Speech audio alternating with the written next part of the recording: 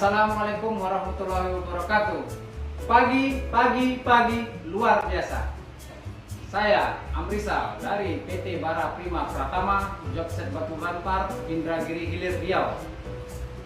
Saya menjabat sebagai Superintenden Produksi. Di sini saya dapat tugas dari asesor tempat uji kompetensi PT Panca Sriwijaya Energi LSP Energi Mandiri BNSP. Sekarang saya berada di ruangan kerja saya di PT Bara Prima Pratama, Jobset Batu Ampar. Di sini saya dapat tugas menjelaskan apa itu standarisasi pertambangan.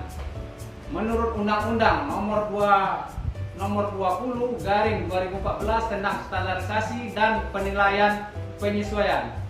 Standarisasi yaitu proses merencanakan, merumuskan, menetapkan, menerapkan, memberlakukan, memelihara, dan mengawasi standar yang dilaksanakan secara tertib dan bekerja sama dengan semua pemangku kepentingan. Contoh, pemasangan tapal batas IUP yang disahkan oleh DSDM, pemasangan titik penaatan yang disahkan oleh lingkungan hidup kabupaten setempat. Yang ketiga, pengawas operasional harus memiliki kompetensi minimal POP. Sekian, terima kasih. Salam sehat. Assalamualaikum warahmatullahi wabarakatuh. Pagi luar biasa. Saya Amrisal dari PT Bara Prima Pratama, Jobset Batu Ampar, Indragiri Hilir Riau. Di sini saya menjabat sebagai Superintenden Produksi. Saya mendapat tugas dari asesor tempat uji kompetensi PT Panca Sriwijaya Energi LSP Energi Mandiri BNSP. Baik, sekarang saya berada di lokasi penumpukan batu bara stockpile site Batu Ampar. Di sini saya mendapat tugas menjelaskan apa itu manajemen stockpile. Manajemen stockpile pengolahan penumpukan batu bara. Tahap-tahapnya ada 4. 1. Penimbangan. Batu bara yang diangkut dari pit harus ditimbang dan disaksikan oleh pemilik batu bara dan pengelola manajemen stockpile. Yang kedua, penumpukan dalam bentuk raw pool. Batu bara yang diangkut dari pit ditumpuk dan ditata sesuai dengan kapasitas stockpile. Yang ketiga, crushing. Batu bara di crusher sesuai ukuran yang diminta pembeli. Nomor 4, pengapalan.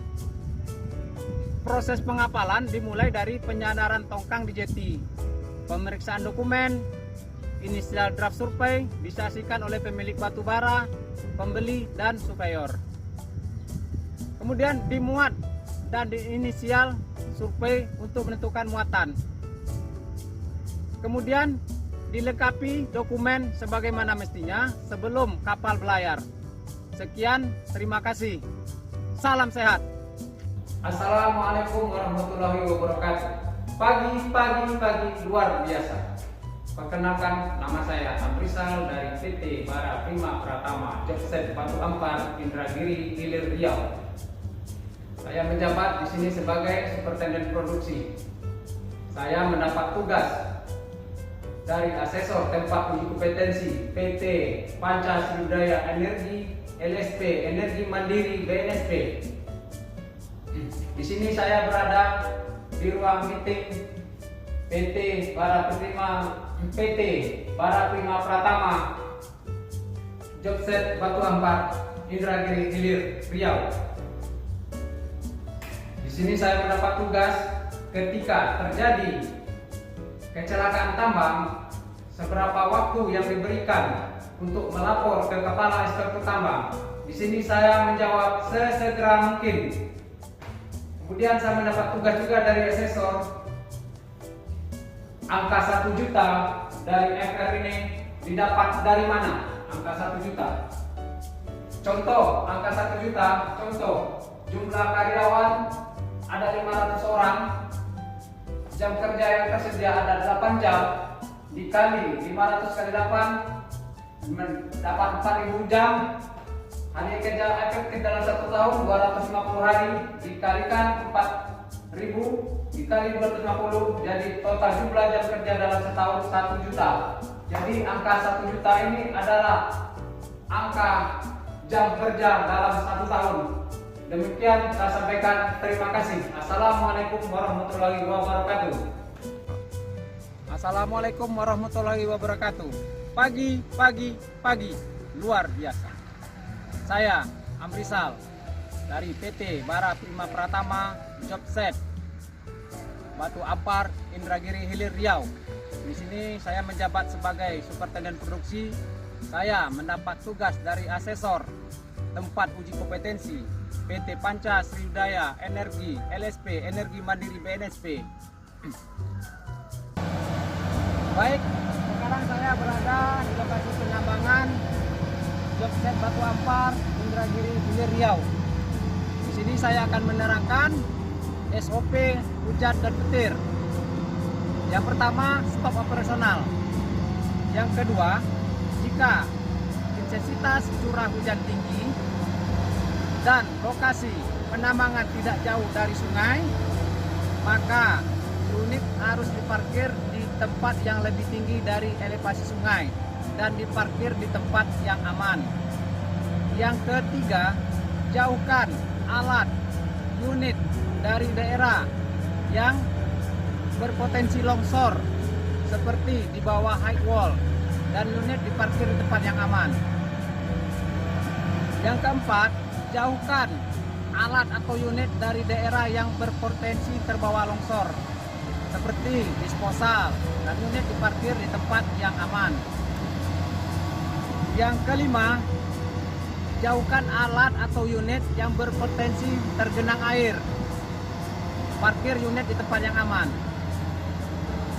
Yang keenam, jika terjadi petir, maka matikan alat komunikasi seperti AT, HP, dan alat elektronik lainnya. Yang ketujuh, jika terjadi petir, jangan turun dari kendaraan. Yang kedelapan, jika terjadi petir, jangan berteduh di bawah pohon. Yang kesembilan, jika terjadi petir, jauhi tempat terbuka. Yang kesepuluh, jika terjadi petir, jauhi dan jangan parkir di dekat tower lamp atau generator listrik lainnya. Salam sehat. Assalamualaikum warahmatullahi wabarakatuh. Pagi, luar biasa. Saya Amrisal dari PT Bara Prima Pratama Jobset Batu Ampar, Indragiri Hilir, Riau. Saya di sini sebagai Superintenden Produksi mendapat tugas dari asesor uji kompetensi PT Panca Sriwijaya Energi LSP Energi Mandiri BNSP.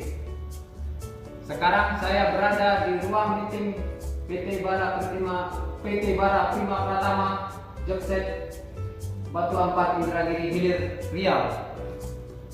Di sini saya akan menjelaskan perbedaan kecelakaan tambang dan kecelakaan kerja. Menurut Kepmen 1827/30/Men 2018, kecelakaan tambang harus memenuhi 5 unsur. Pertama, benar-benar terjadi, tidak diinginkan, dan tanpa rekayasa. Kedua, mengakibatkan cedera bagi pekerja tambang atau orang yang diberi izin oleh kepala teknik tambang. Yang ketiga, akibat usaha penambangan dan penunjang lainnya. Yang keempat, terjadi pada jam kerja atau setiap saat bagi orang yang diberi izin oleh kepala teknik tambang. Yang kelima, terjadi dalam IUP atau dalam proyek area. Kelima tersebut adalah dikatakan kecelakaan tambang, bukan kecelakaan kerja. Assalamualaikum warahmatullahi wabarakatuh. Terima kasih. Warahmatullahi wabarakatuh. Selamat pagi. Pagi. Safety, yes. Perkenalkan nama saya Novi Indra dari PT Bara Prima Pratama Selesen. Di sini saya berada di tambang. Ini di belakang saya. Dan itu ada Bukit Condong, objek wisata. Di sini saya diberi tugas dari tempat uji kompetensi PT Panca Sriwijaya Energi, LSP, Energi Mandiri, BNST.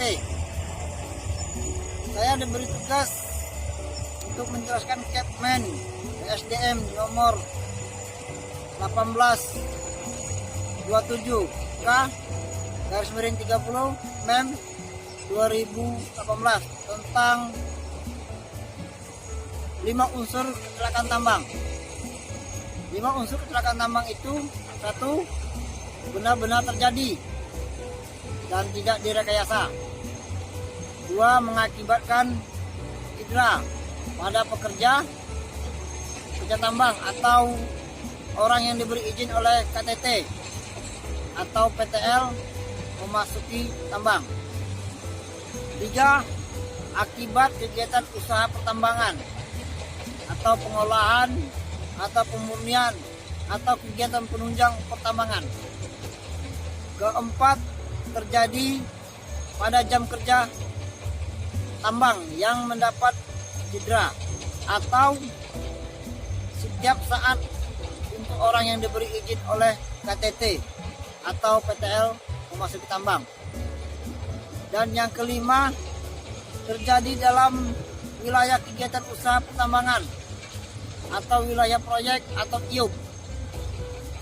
Dan saya akan menjelaskan tentang lampiran Capman ESDM nomor 1827K garing 30 garing MEM garing 2018. Lampiran Capman ini ada 8. Di antaranya 1. Lampiran 1, pedoman permohonan evaluasi atau pengolahan kepala teknik tambang, pengolahan pengesahan kepala teknik tambang, penanggung jawab teknik tambang dan lingkungan, kepala teknik tambang bawah tanah, pengawas operasional, pengawas teknis, dan penanggung jawab operasional. Lampiran kedua, pedoman pengolahan teknis tambang. Dan lampiran ketiga, pedoman pelaksanaan keselamatan pertambangan dan kesehatan pengolahan dan atau pemurnian mineral dan batubara. Lampiran keempat, pedoman penerapan sistem manajemen keselamatan pertambangan mineral dan batubara. Lampiran kelima, pedoman pelaksanaan pengolahan lingkungan hidup pertambangan mineral dan batubara. Lampiran keenam, pedoman pelaksanaan reklamasi dan pasca tambang serta pasca operasional pada kegiatan usaha pertambangan mineral dan batubara. Lampiran ketujuh, pedoman pelaksanaan konservasi mineral dan batubara. Dan yang terakhir, lampiran ke-8, pedoman kaidah teknik IUIP dan evaluasi kaidah teknik IUIP. Itulah 8 lampiran Capman SDM nomor 1827K garis miring 30 garis miring MEM 2018. Assalamualaikum warahmatullahi wabarakatuh.